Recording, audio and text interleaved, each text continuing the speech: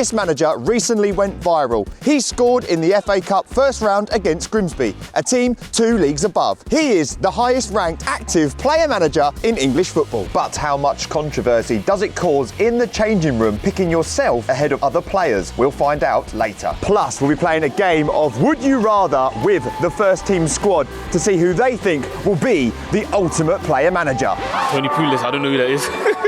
There hasn't been a permanent player manager role in the Premier League for over 20 years. That was when Gianluca Vialli led Chelsea to a cup double. Kenny Dalglish's first season as player manager at Liverpool saw him win the league and FA Cup double. Dennis Wise took Millwall to their first ever FA Cup final in 2004. And then there was Attilio Lombardo at Crystal Palace. Unfortunately, they got relegated. But has the role become too much for the modern game? It was for Vincent Kompany and Wayne Rooney. They cut short their player manager roles at Anderlecht and Derby. Today, you have to drop down to the 6th tier of English football, where there's one man still flying the flag for player managers. But before we meet Scott, we're going to show you round this stadium, because you won't believe what food they have on offer tonight. Welcome to Arbor Park, home to Slough Town. On arrival, tea and biscuits were available. We had a quick tour of the home changing room, then it was straight down the tunnel. The Rebels flags were out on display. We've got the main stand, 2 terraces behind the goals, and another stand. The home dugout looks like this. Hospitality is available, but we'll leave that to the padded seat. I feel sorry for whoever's got to get in the ice bath. The games are filmed with commentary, but tonight it's all about the Footy Scran.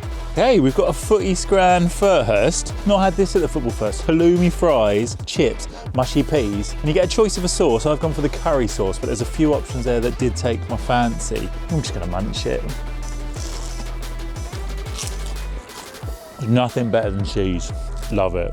I think the curry sauce is the absolute winner there. We posted this picture to Footy Scran and it went crazy online. What other non-league food should we check out? Now that we're fed, it's time to ask player manager Scott Davies, how difficult is it to pick himself ahead of other players? I have to justify it. I think, like, performance-wise, I said to the assistant manager and the coach that I need honest feedback from them. And my dad as well, he's a football man, so he knows when I've played badly or I've played well. So I have to play probably better than anyone else to pick myself, just to justify it. And I think I've done that more often than not. I've done okay since I've taken over. What are the positives of having a player manager role? You get to know your teammates even better than what you would as just a manager. I share a changing room with them. I have got my own separate one that I can hide away from time to time. And I try to do that, but I don't want to be too distant because I don't want it to be them and me. I want it to be us. So I'm massive on that. The other things is that you're on the pitch. You can see where we're doing things right and where we're doing things wrong. So I get to pick what maybe I think we need.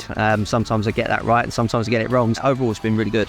Who decides if you come off or not? Me. I've taken myself off a few times, to be honest. My first game here last year, Eastbourne, we were 3-0 down in 25 minutes. And I felt like I had about 800 people looking at me as if to say, what are you doing? Like, what are you going to do to change it? So I thought, right, I'll take myself out the firing line. Stood in the dugout. We lost 5-1 in the end. But yeah, I have come off a few times when results aren't going well, purely because I feel like I can go and help the lads out in the dugout. But then at times I've had the management team have a go at me for taking myself off as well, where it's probably not justified. So living and learning. The big question tonight is, will Scott be making an appearance? We'll find out later on. But first, we're going to play Would You Rather, the player manager edition with the first team squad. Who would you rather have as player manager? Pep Guardiola or Zinedine Zidane? Zidane. Zinedine Zidane. Pep. Zinedine Zidane. Pep Guardiola. Pep. Zidane. Zidane. Zidane. One of the best players of all time. Steven Gerrard or Frank Lampard? Frank Lampard. Wrong answer. Steven Gerrard. Steven Gerrard. Gerrard. Lampard. Yeah, Gerrard. Lampard. Gerrard. Neil Warnock or Tony Pulis? Oh my God. Who do I want to kick it higher for? Tony Pulis. Warnock. Warnock. Defo Warnock. Warnock or Dana? Neil Warnock. Oh dear. Tony Pulis. Neil Warnock.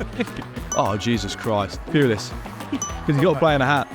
Warnock. I like his videos. Tony Pulis, I don't know who that is.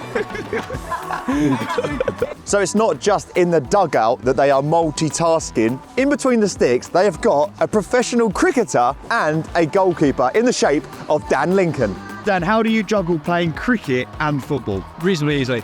Cricket's in summer, football's in the winter. It does cross over a little bit, and you just kind of work your way out and decide which game is possibly more important. Back end of the playoffs, obviously that takes precedent, and cricket, any kind of finals that we've got, that takes precedent as well. What would you say you're better at? It's a good question. I think that's for fans to answer. I've probably taken football seriously a little bit longer. Probably got a little bit higher on my cricket. Were you always a goalkeeper growing up? Yeah, always.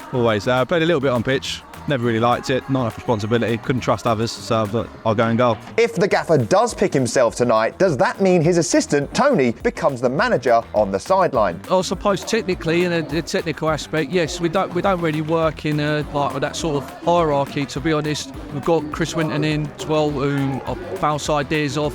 Last year was quite difficult, and it was quite evident that we needed someone else to come in the dugout, because Lee Todwell and Scotty's player assistant and player manager both on the pitch, so it did land in my shoulders, which I felt quite a lot of responsibility for. We had a few teething problems at the start, and in essence it was right, I'll concentrate on playing when I'm playing, and I'll leave it down to yourselves to make those decisions, and if we feel that we disagree with that decision, we'll have a conversation with it outside, but ultimately, yeah, during the game, yeah. Scott said he likes it when everyone's honest with him, so can you tell him if he's had a bad game?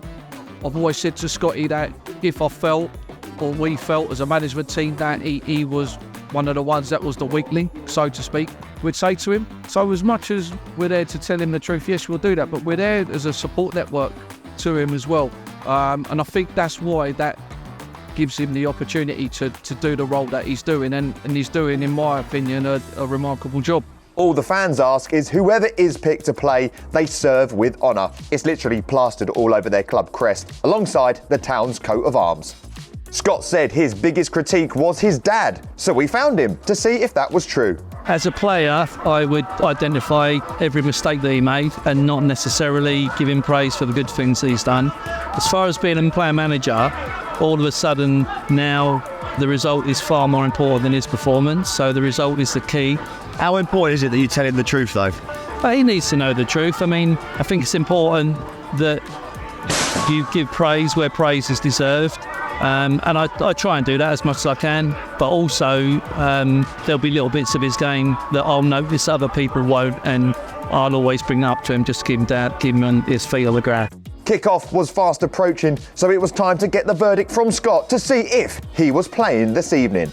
You are the highest ranked active player manager in English football, but you're injured. Yeah, I know. You've picked a bad night. I apologise for that. I've only actually missed 3 games in 9.5 years through injury, which is an incredible injury record and something I've been really proud of. But I could probably play through the pain, but it'd make it worse. So we've got a real good squad at the moment that I've got obviously trust in, so I didn't need to play tonight. If I'd known that you wanted to see me out on the green stuff, this is probably the best that I can do for you tonight, so I apologise. He might not be playing tonight, but he did give us exclusive access to go in the changing room as they delivered their final message to the players. You've got to earn the right today, as we have to do every week. We've been in that scenario, we've been in that dressing room, we've been against teams that take liberties, so don't take liberties today. What's brought us the joy? Moving the ball sharp, winning our individual battles, moving the ball quickly and intelligently. Boys, come on, 9:30 tonight. We've got another 3 points. Come on. Here come the teams for this National League South game between Slough Town and Havant and Waterlooville. It can't be a good team huddle before kick-off. They want to come here and send them back with nothing, boys. This is our home. Strong. Come on. It was the Rebels that got their noses in front first, scoring on the half-hour mark. A lovely taken goal. But with only a few minutes left of the first half, the visitors levelled the game. At the break, we decided to play a game of two-touch with the subs. 2-touch, 3 lives, losing us ear flicks. Game on, let's play two-touch. Game stopped after the first life is lost. Now we've sped this up because the standard was so good. I think he's playing with his hands in his pockets. The ball flying around the group, everyone taking 2 touches before a loose pass. Back down to normal speed now. Remember, 2 touches only. You don't want it to roll up the top. And that is exactly what it did just there. He's still playing with his hands in his pockets. Now that looks a bit unsportsmanlike, but he did say you've got to be ready. He did take the life in the end, in the orange bid, and that round has ended quickly.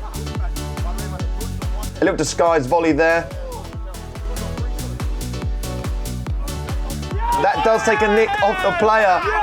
Everyone is jumping around. He said he's not going to take it. One touch playoff between George. He's on two. We're into a one-touch playoff. Look at this standard. He's gone for the header. It's very low.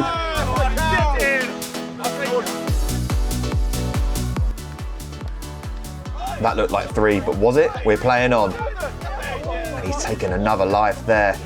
2 in quick succession. It's all very tense. No one wants the ear flicks in this weather. And 3 lives on the bounce lost. Here come the ear flicks.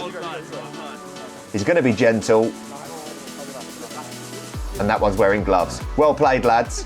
Here come the teams for the second half. Nice little stroll out from the lads. The Rebel Army in full voice.